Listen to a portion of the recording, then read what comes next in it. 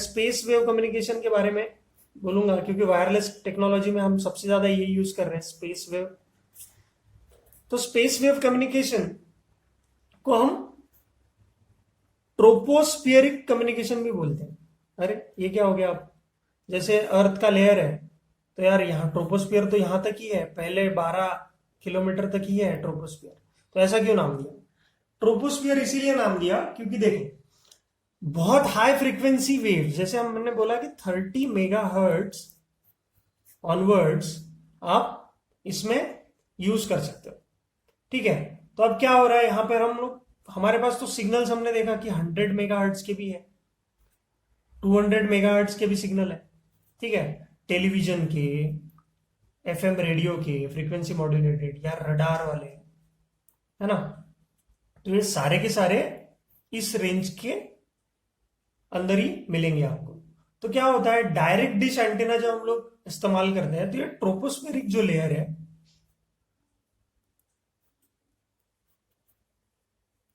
है ना, यहां पर क्या हो जाता है कि अगर मैं एंटीनास बनाऊं यहां पर, this is the antenna, this is another, तो क्या हो जाएगा, this is one antenna, this is another.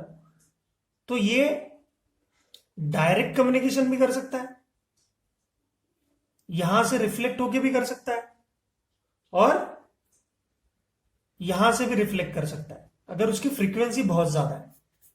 ठीक है, नहीं तो सैटेलाइट को भी यूज कर सकते हैं, जैसे हमारे घर में डिश एंटीना है, वो सैटेलाइट टेलीविजन बोलते हैं हम लोग। ठीक है, जैसे टाटा स्काई हो गया या फिर रिलायंस डिजिटल टीवी हो गया, ये सारे के सारे किस पे वर्क कर रहे हैं? स्पेस वेव कम्युनिकेशन पे या स्काई वेव प्रोपोगेशन पे ही यूज कर रहे हैं। ठीक है, ऐसा ऐसा नहीं है कि एक बार स्पेस यूज किया तो स्काई वेव यूज नहीं कर सकते, इंटरएक्टिव है, कोई प्रॉब्लम नहीं है। तो इसको हम लोग डायरेक्ट वेव भी बोल सकते हैं। क्या बोल सकते हैं इसको? डायरेक्ट वेव कम्युनिकेशन भी बोल सकते हैं। ठीक है, तो जहां से डायरेक्टली आप ट्रांसमीटर रिसीवर के बीच में हो रहा है, या ग्राउंड से रिफ्लेक्ट करके भी हो रहा है ना, या फिर ट्रोपोस्फियर से भी हो रहा है। तो या फिर डायरेक्ट हो सकता है, ये जो बीच वाला लाइन दिया है आपको, ट्रोपोस्फियर से भी हो सकता है, या फिर ग्राउंड रिफ्लेक्शन से भी हो सकता है। तो फिर इसको स्पेस वेव नाम क्यों दिया? स्पेस वेव तो है ही, मतलब अगर इन सब से नहीं हुआ, आपने प्रॉपर एंटीना का डायरेक्शन देखा कि वो सारी लेयर्स को पेनिट्रेट कर जाएगा। अब आप ये भी बोल सकते हो कि सर यार, सर ये अगर आयनोस्फीयर को रिफ्लेक्ट कर जाएगा, आयनोस्फीयर को पेनिट्रेट कर जाएगा, तो ये ट्रोपोस्फियर से रिफ्लेक्ट क्यों कैसे हो रहा है? देखो, ट्रोपोस्फियर में बहुत ज्यादा डेंसिटी होती है ऑफ मॉलिक्यूल्स, है ना। क्लाउडी एनवायरमेंट, क्लाउड्स तो 1-2 किलोमीटर पे होते हैं, 5 किलोमीटर तक होते हैं। तो अगर मैं इस एटमॉस्फेरिक लेयर की बात करूं, ट्रोपोस्फियर में जो बहुत हाई डेंसिटी होती है ना, तो बहुत हाई डेंसिटी से आपकी रेस रिफ्लेक्ट कर जाएगी अगर फ्रीक्वेंसी बहुत ज्यादा है, क्योंकि वेवलेंथ ही कम है ना। बड़ी वेवलेंथ को टकराने के लिए बड़ा सरफेस भी चाहिए होगा, ऐसा भी बोलते हैं हम। वेव थोड़ा सा कंट्रोवर्शियल है कि देखो, मैंने बोला कि यहां पर अगर एंटीनाज है तो बहुत ज्यादा फ्रीक्वेंसी होगी, तो वो अर्थ की लेयर्स को पेनिट्रेट कर जाएगा। तो इसलिए प्रिफरेबली हम इसको क्या बोलते थे? Ground wave propagation. पर इस केस में एक एक्सेप्शन ये है कि स्पेस वेव में we are using very high frequency. ठीक है, तो ये जो एंटीनाज है, एक तो लाइन ऑफ साइट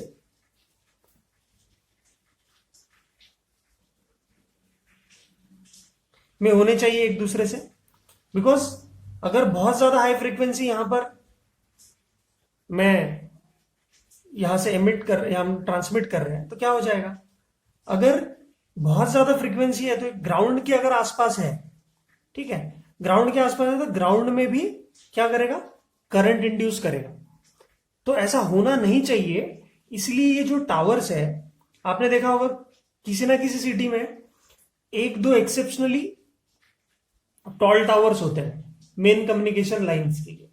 तो इसको हम लोग बोलते हैं line of site nature of propagation. क्या बोले अंदर? Line of site nature of propagation. तो ये भी स्पेस वेव में आता है। दूसरा स्पेस वेव में क्या आता था, मतलब जो नॉर्मली हम लोग बात कर रहे हैं कि वो जो आइनोस्फेरिक लेयर को पेनिट्रेट करके सैटेलाइट तक पहुंचेगा और सैटेलाइट फिर रिसीवर की तरफ भेज देगा, क्योंकि कर्वेचर ऐसा है हमारे अर्थ का कि एक जगह से दूसरे जगह हमें इंफॉर्मेशन भेजनी है। मतलब जैसे अगर मैं बोलूं कि ये अर्थ है तो यहां पर एक सैटेलाइट होना जरूरी है, यहाँ एक सैटेलाइट होना जरूरी है, यहाँ एक सैटेलाइट, या यहाँ एक सैटेलाइट, तब जाके यहाँ से यहाँ इंफॉर्मेशन जाएगी, यहाँ से यहाँ, यहाँ से यहाँ, यहाँ से यहाँ, और फिर रिस्पेक्टिवली अपने अपने एरियाज में। So we need to have proper arrangement of satellites also, proper arrangement of antennas also because of curvature of the earth. ठीक है, तो line of sight communication space wave का ही फंडा है। ठीक है, समझ में आ रही है बात? तो इस बात को ध्यान में रखिए। तो maximum distance of transmission also known as radio horizon of transmitting antenna. तो हमें कर्वेचर है अर्थ का, तो यहां पर हमने लाइन ऑफ साइट की बात की। तो ये जो दो एंटीनाज है अगर लाइन ऑफ साइट में है तो हाई फ्रीक्वेंसी वेव्स भी इजीली ट्रांसमिट कर जाएंगी। जो हॉराइजन बनता है, जैसे हॉराइजन मतलब क्या कि जैसे हम जैसे जमीन पे खड़े रहते हैं तो हमें एक पॉइंट के बाद जमीन और आसमान क्या एकदम मिलते हुए दिखता है। ऐसा लगता है अगर आप दूर तक देखते जाओ तो ऐसा लगता है कि अब आगे कुछ भी नहीं है, स्काई और लैंड दोनों मिल गई है, ऐसा हमें लगता है। तो उसको हम बोलते हैं हॉराइजन। जहां से हमें सूरज उगते हुए या डूबते हुए दिखता है, दैट इज हॉराइजन।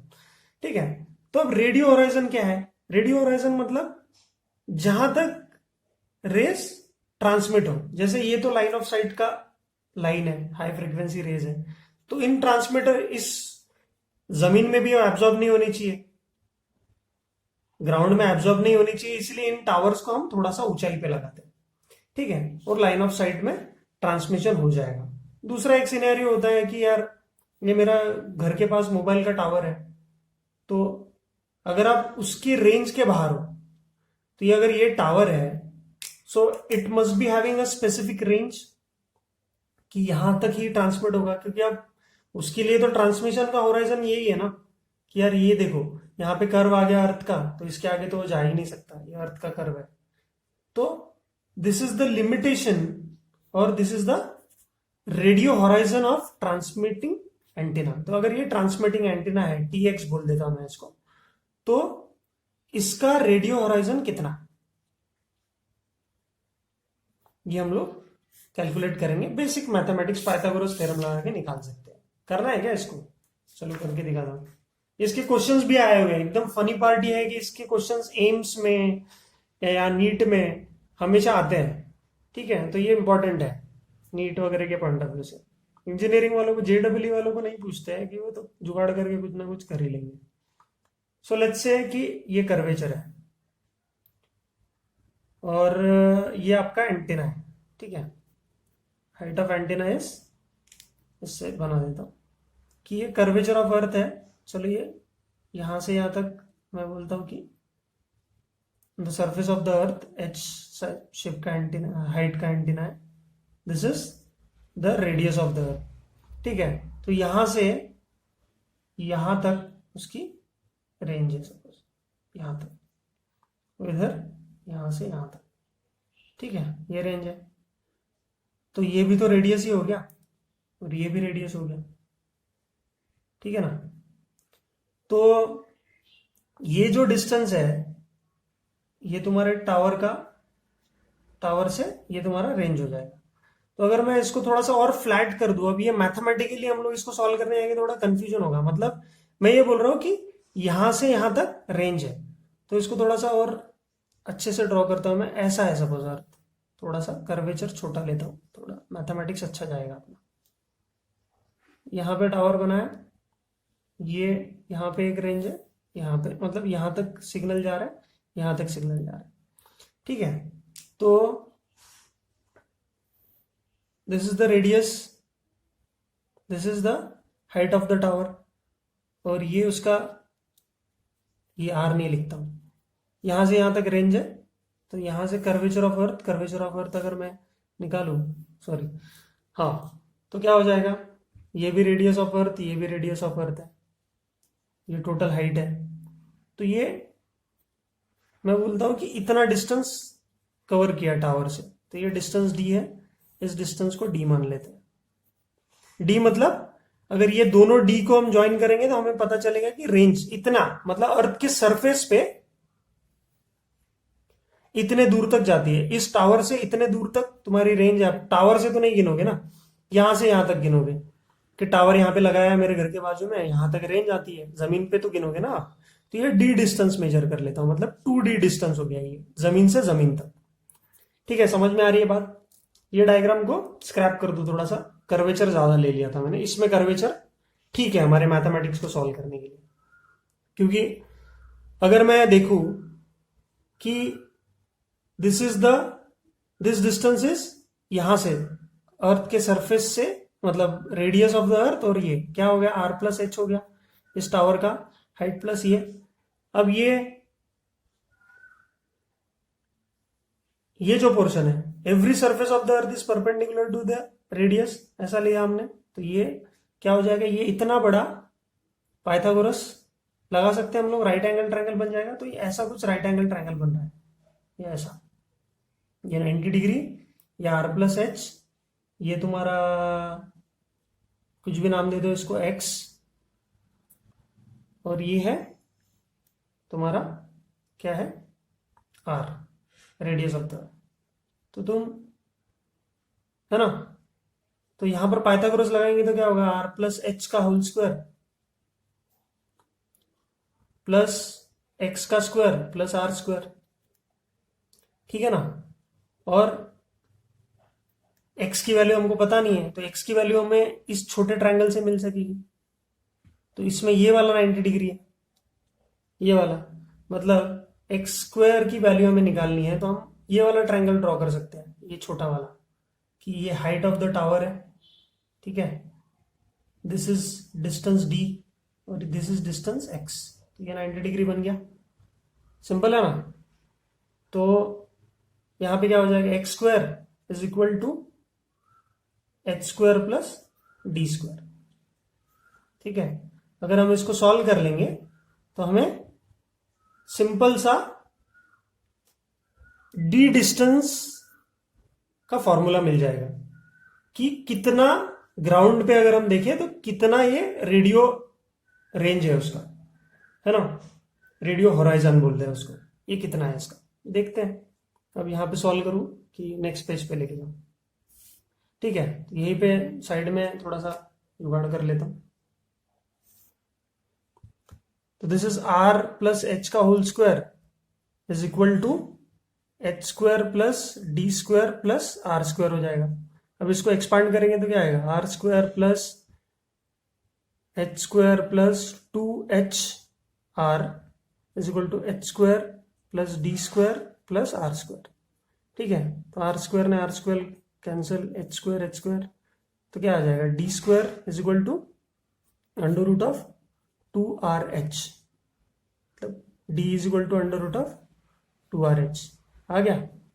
सो ऐसे भी आप निकाल सकते हैं, नहीं तो फिर आप और कुछ तरीका निकाल के दिस इज अप्रोक्सीमेटली ऐसा वगैरह करके ये भी निकाल सकते हो। तो वी हैव व्हाट,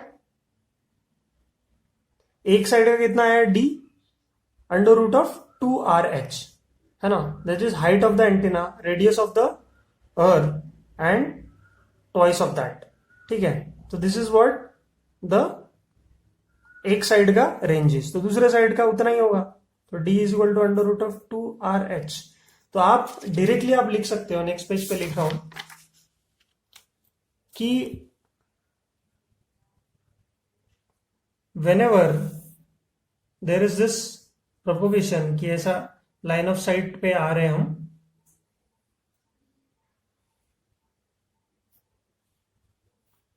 तो दिस डिस्टेंस ऑलमोस्ट d और ये भी d, तो अगर ऐसा कुछ डिस्टेंस है तो ये वाला ट्रांसमिटिंग और ये वाला रिसीविंग हो जाएगा। तो यहां पे अगर हम लोग इसका रेंज देखें, एक साइड का, इसका एक साइड का रेंज देखें, तो ये कितना है, अंडर रूट ऑफ 2RH और इसका एक साइड का रेंज देखे तो इसका कितना है, √2RH। तो जब भी आप लाइन ऑफ साइट में होराइजन की बात करो तो आप क्या लिखोगे, होराइजन की बात करोगे तो क्या लिखोगे, twice of transmitting side into 2R height of receiving side, ऐसा लिखोगे, है ना। तो जब भी दो टावर्स के बीच का आपको लाइन ऑफ साइट या डिस्टेंस आपको पूछा है ना, या होराइजन पूछा है, तो लेंथ ऑफ होराइजन पूछा है या रेडियो होराइजन पूछा है, तो आपका आंसर ये आएगा। समझ में आ रही है क्या बात? क्योंकि एक टावर का अगर इतना आ रहा है आपको, ठीक है, तो ऐसे ही सवाल आपको पूछे जाता है। आपको सवाल पूछा जाता है calculate the maximum distance up to which the TV programme can be seen. ये एक एम्स में आया हुआ सवाल है कि TV transmission of the tower, ऐसा दिया 2003 में आया है एम्स का सवाल। मैं अगर इस वीडियो के साथ डालना है तो मैं डाल दूंगा, है ना। तो ऐसे सवाल पूछे जाते हैं आपको, ठीक है। तो एक क्वेश्चन करा दूं क्या? चलो, मैं दिख रहा है मुझे क्वेश्चन है। तो आपको पूछा है एक टावर के लिए कि मैक्सिमम डिस्टेंस निकालो ऑफ अ टीवी टावर, जहां पर आपको बोला है कि कितना दूर तक distance, maximum distance up to इस TV programme can be seen. तो हमें पता है कि फॉर अ टावर, अगर ये कर्वेचर ऑफ अर्थ है तो यहां से यहां तक उसका रेंज होगा, तो मतलब ये निकालना है हमें डिस्टेंस, यहां से ये वाला, ठीक है। तो कितना होगा,